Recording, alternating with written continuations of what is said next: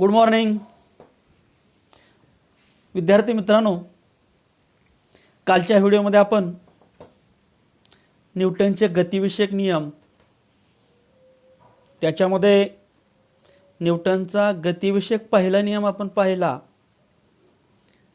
जर एखाद्या वस्तूवर कोणतेही बाह्य असंतुलित बल कार्यरत नसेल तर तिच्या विरामावस्थेत किंवा सरळ रेषेतील एकसमान गतीमध्ये सातत्य राहते। त्याच्यानंतर आपण न्यूटनचा गतिविषयक दुसरा नियम पाहिला। काय सांगितलं त्याच्यामध्ये की संवेग परिवर्तनाचा दर प्रयुक्त बलाशी समानुपाती असतो आणि संवेगाचे परिवर्तन बलाच्या दिशेने होते। त्याचबरोबर आपण पाहिलं संवेगाची व्याख्या। काय संवेगाची व्याख्या? वस्तूचा वेग व वस्तुमान यांचा गुणाकार म्हणजे संवेग। संवेग p अक्षराने दाखवतात, म्हणून संवेगाचं सूत्र काय तयार झालं? p बरोबर mv। हे काल आपण पाहिलं। संवेगाला परिमाण व दिशा या दोन्हींची गरज असते। त्याचं SI एकक आपण पाहिलं kg मीटर पर सेकंद आहे। CGS एकक आपण पाहिलं ग्रॅम सेंटीमीटर पर सेकंद आहे। अशा काल आपण गोष्टी पाहिलेल्या आहेत। काल आपण हे पाहिलं गतिविषयक दुसरा नियम संवेग परिवर्तनाचा दर। व्यवस्थित आहे का? संवेग परिवर्तनाचा दर प्रयुक्त बलाशी समानुपाती असतो आणि संवेगाचे परिवर्तन बलाच्या दिशेने होते, हे आपण पाहिलं। तर त्याच्यामध्ये आता पुढे घटक आपण पाहूया।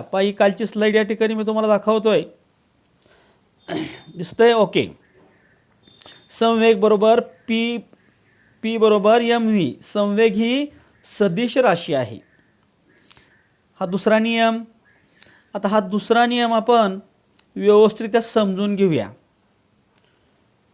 इथं म्हटलंय समजा यम वस्तुमान असणारी एक वस्तू आहे, तिचं वस्तुमान किती आहे? यम इतकं आहे।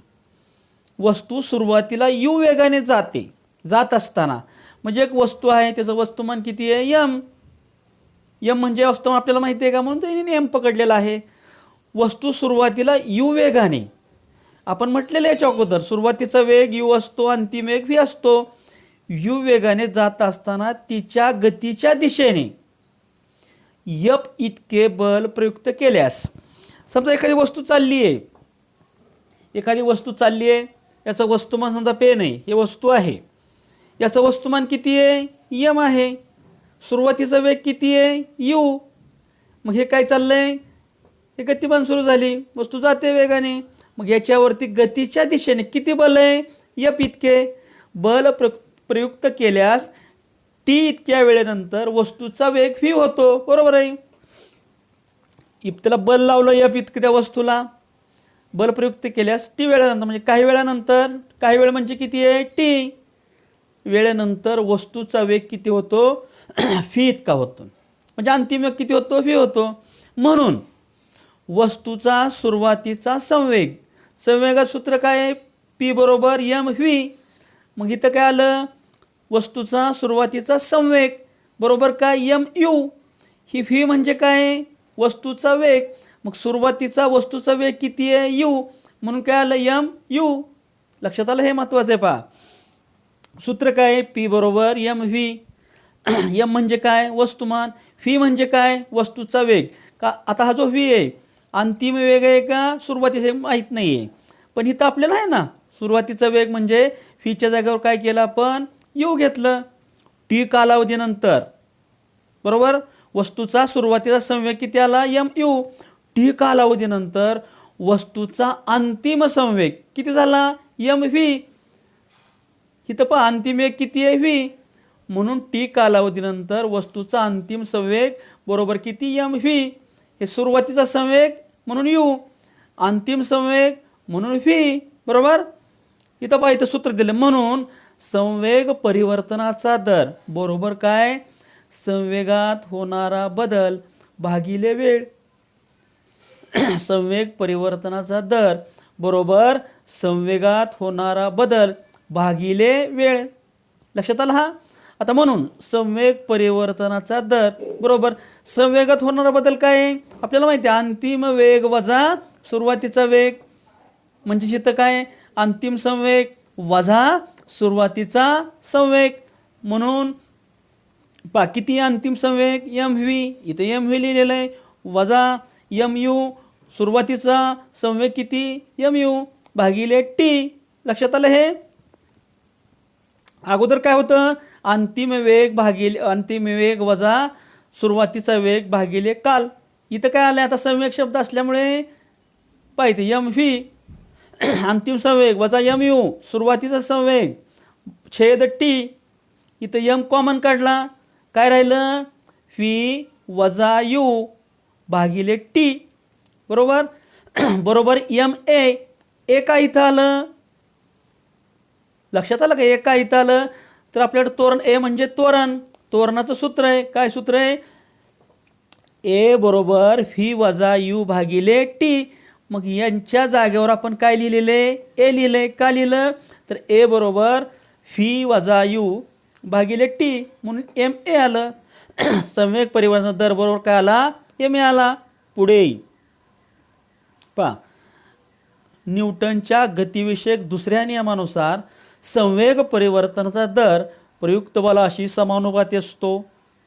हे काय आलं एम ए संवेग परिवर्तनाचा दर म्हणून एम ए काय म्हटलं आहे संवेग परिवर्तनाचा दर प्रयुक्त बलाशी त्या वस्तूवरती बल किती प्रयुक्त केलेलं आहे एफ. ते बल कसं आहे प्रयुक्त बलाशी समानुपाती आहे.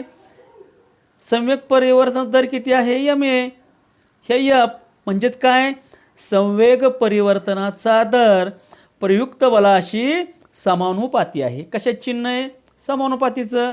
म्हणून एफ बरोबर के एम ए. के का आला तर के काय एक प्रकारचा स्थिरांक आहे त्याचं मूल्य किती आहे 1 आहे. म्हणून एफ बरोबर के एम ए. केची किंमत 1 असल्यामुळे म्हणून सूत्र काय आलं एफ बरोबर एम ए म्हणजेच एफ बरोबर एम गुणिले ए. लक्षात आला हा. संवेग परिवर्तनाचा दर प्रयुक्त बलाशी समानुपाती असतो आणि संवेगाचे परिवर्तन बलाच्या दिशेने असते. पुढे पाहूया आपण पुढची स्लाइड पान नंबर 14 पहा.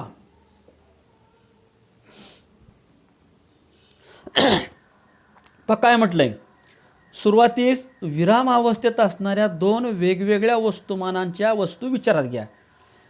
विरामावस्थेमध्ये असणाऱ्या दोन वेगवेगळ्या वस्तुमानाच्या वस्तू आपण काय करायच्यात विचारात घ्यायच्यात. ओके दोन्हींचा सुरुवातीचा संवेग 0 असेल.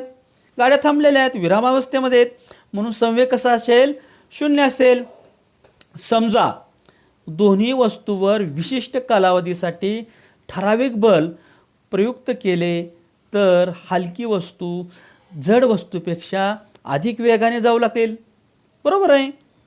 परंतु वरील सूत्रावरून लक्षात येते की दोन्ही वस्तूंमध्ये होणाऱ्या संवेगातील परिवर्तनाचा दर मात्र समान म्हणजेच एफ असेल. एफ म्हणजे बल व त्यातील होणारा बदलही एफ टी समान असेल.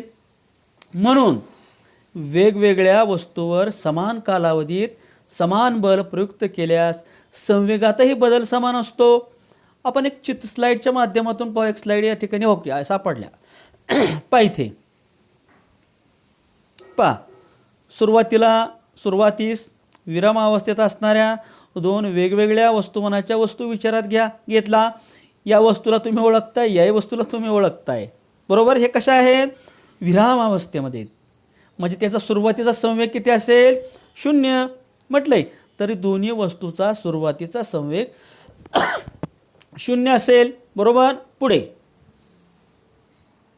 आपण काय केलं आता या दोन वस्तूला आपण काय केलेलं आहे बल लावलेलं आहे.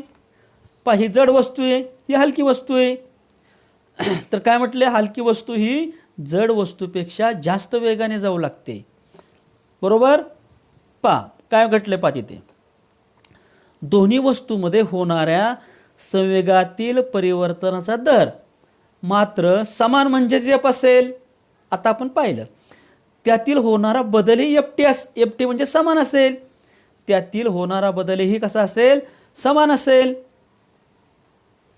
पहा त्या मूळ स्लाईडकडे आपण जाऊया. पान नंबर ओके. आता आपण पाहिलं, स्लाईड थोडीशी मोठी करतो, लक्षात येईल तुमच्या. ओके. म्हणून वेगवेगळ्या वस्तूवर समान कालावधीत समान बल प्रयुक्त केल्यास संवेगातील बदल समान असतो. इथं काय म्हटलं पाहता चौकोनामध्ये का SI पद्धतीमध्ये बलाचे एकक न्यूटन आहे. लक्षात ठेवायचं आहे, SI पद्धतीमध्ये बलाचे एकक काय न्यूटन आहे. मग न्यूटन म्हणजे काय बरं? म्हणजे न्यूटन म्हणजेच 1 kg वस्तुमानात 1 मीटर पर सेकंद वर्ग त्वरण निर्माण करणाऱ्या बलास 1 न्यूटन बल म्हणतात.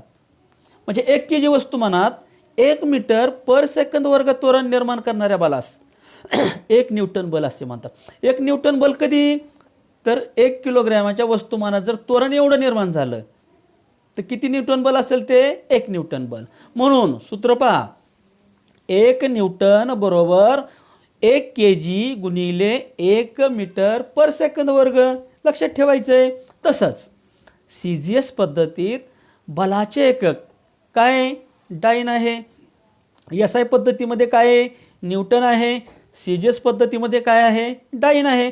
मग तसं डाईन म्हणजे काय?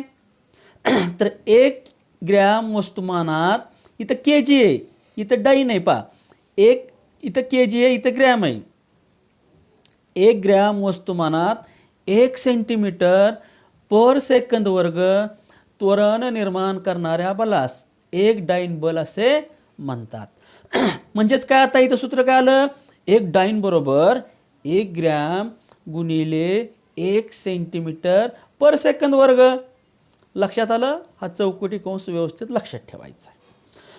पुढचं जरा डोके चालवा. इथं म्हटलेलं आहे पहा, काय म्हणते बघू आपण. इथं पहा, उंच उडी मारण्याच्या मैदानी खेळामध्ये खेळाडू जमिनीवरील वाळूच्या जाड थरावर पडेल अशी व्यवस्था का केलेली असते?